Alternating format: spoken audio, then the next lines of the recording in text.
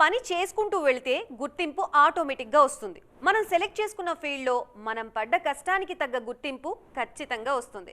ఆ రికగ్నిషన్ వచ్చే టైంకి మనం ఫీల్డ్లో ఉండాల్సిన అవసరం లేదు. కాసింత పక్కకు జరిగి విశ్రాంతి తీసుకుంటున్నా ఏం పర్వాలేదు.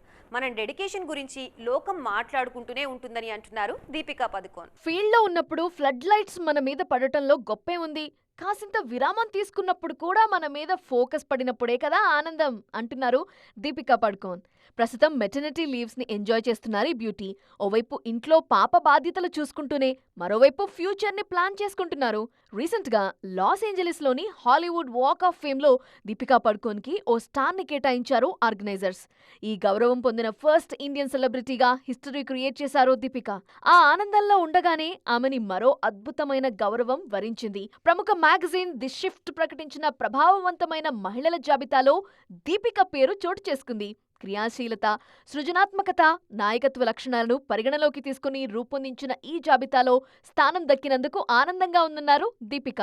ఇదే స్పిరిట్ తో పనిచేయడానికి రెడీగా ఉన్నానంటున్నారు ఈ బ్యూటీ. మనం పర్ఫెక్ట్ రూట్లోనే ట్రావెల్ చేస్తున్నామని చెప్పడానికి ఈ తరహా గుర్తింపులు ఉపయోగపడతాయన్నది అమ్మడి స్టేట్మెంట్. అతి త్వరలోనే కల్కి 2 సెట్స్ లో జాయిన్ అవ్వడానికి రెడీ అవుతున్నారు దీపిక. ఐకాన్ స్టార్ అట్లీ సినిమాలో ఆమె మెయిన్ లీడ్. నార్త్ లోను షారుఖ్ కింగ్ తో సహా క్రేజీ ప్రాజెక్ట్స్ లో వినిపిస్తోంది దీపిక పేరు.